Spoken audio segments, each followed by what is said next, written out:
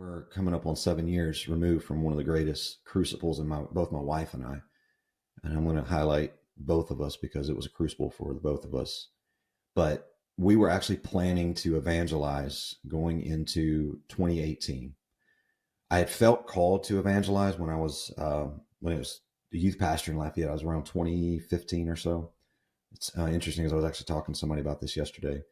But I felt called to it, and I just was kind of like, God, if I'm called to evangelize, you'll open doors, and nothing opened.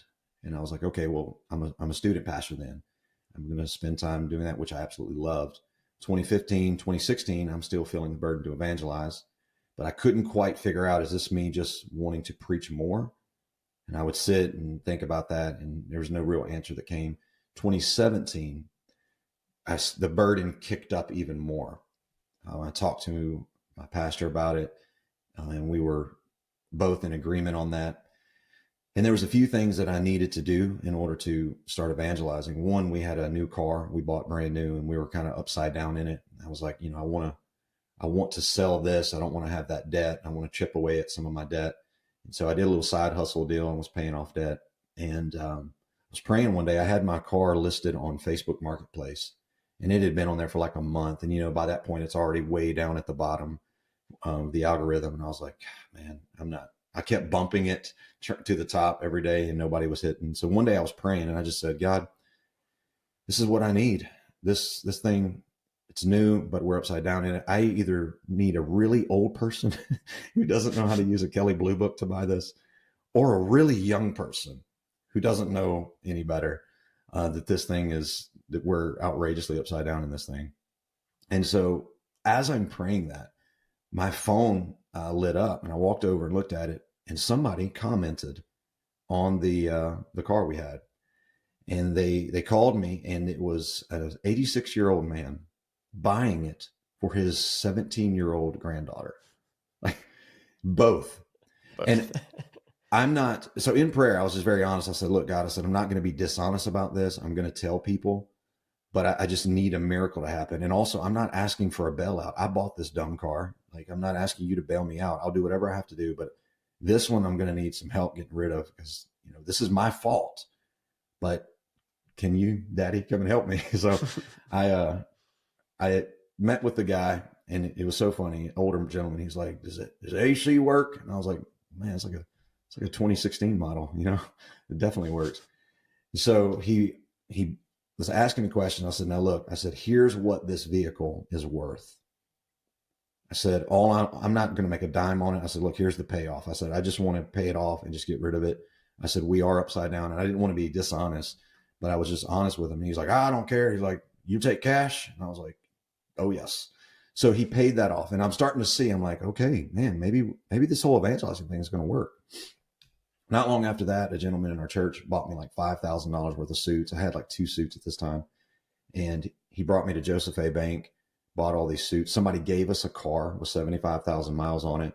I just had to do a little bit of work to it.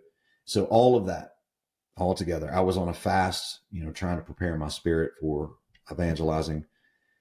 And I'm on day 3 of that fast, and had a powerful prayer meeting that morning, preached that night on a Wednesday. Thursday morning, I wake up, and my little boy, he's in bed with my wife. He's stirring around, drinking his bottle. And I went to take a shower to get ready for work that day, worked at the church. And I came out of the bathroom, and our house is on fire.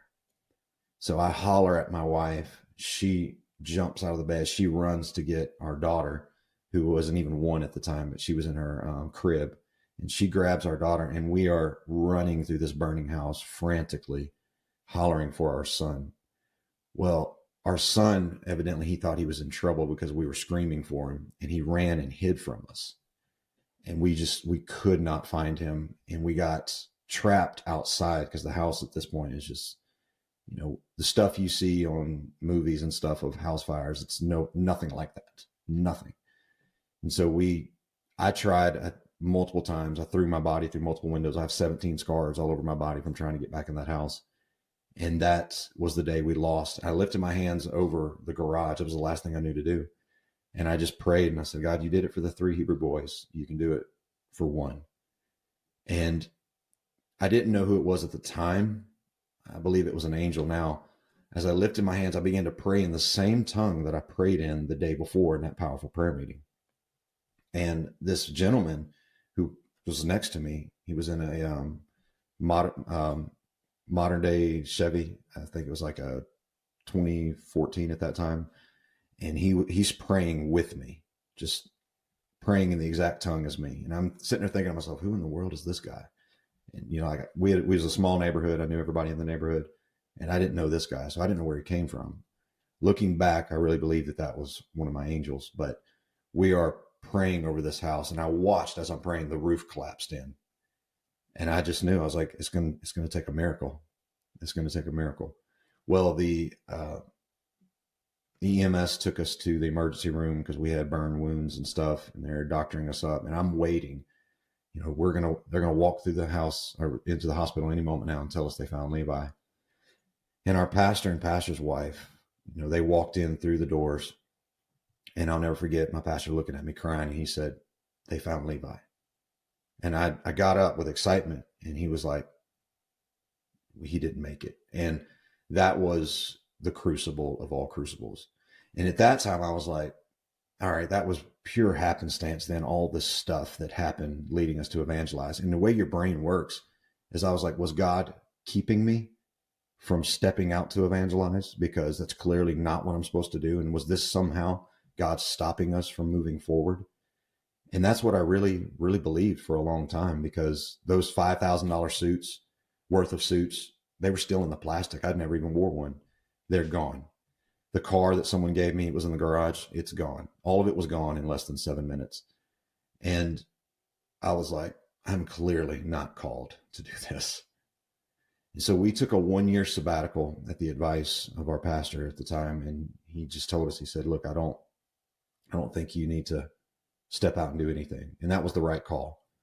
So for 1 year, this is 2018, we just sat and healed. We went through counseling. We had great apostolic counselors in our life that were just so crucial, gave us wise advice. But I still kept feeling, in fact, God spoke to me sermons during that 1 year sabbatical more than anything. And I remember being frustrated. I just said, God, I said, why are you still giving me all of this and nowhere to preach, nowhere to say it? I'm clearly not called.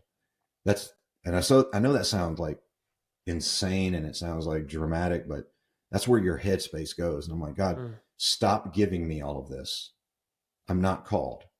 And I'll never forget what God spoke to me. He said, I'm watching and discerning how you'll handle what I won't let you say, because that will determine when and where I let you say it. And so then I started learning how to just calm myself down and just say, God, you have this figured out. I don't understand it. Did you have to take my son to teach me a lesson ministerially? Was I so bad of a human being that I had to lose my son? All of these thoughts go through your mind. We got letters. Our story went viral. You know, one of my worst days, I saw a news clipping of us on Fox, and stupid me, I went and read the article, and I got to the comment section, and people were like eviscerating me. They were like, he's a worthless father. What kind of a dad can't save his own son? If that was me, I would have done this. I would have done that. And that's all the thoughts that are already going through my head. And to see that other people are thinking that, I can't even explain what that did to me psychologically. And that day I was driving home, and I can't honestly say it was a prayer. It was more of a Job moment where there was an angry bride throwing dishes at the groom. And that's how I felt. I was just like, I said, God, why didn't you kill me? You know, what they're saying is true. Like, obviously, you know, as a man, you want to be the hero.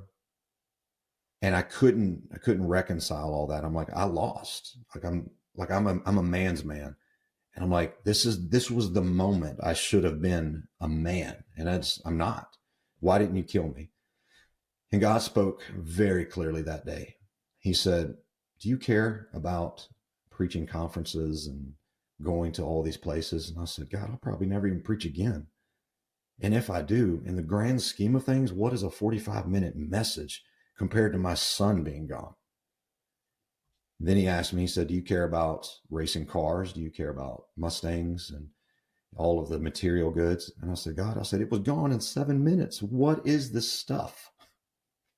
He said, do you care about what people think of you? I said, well, I see what they think of me. And they weren't even there. They don't even know the truth. I said, God, no.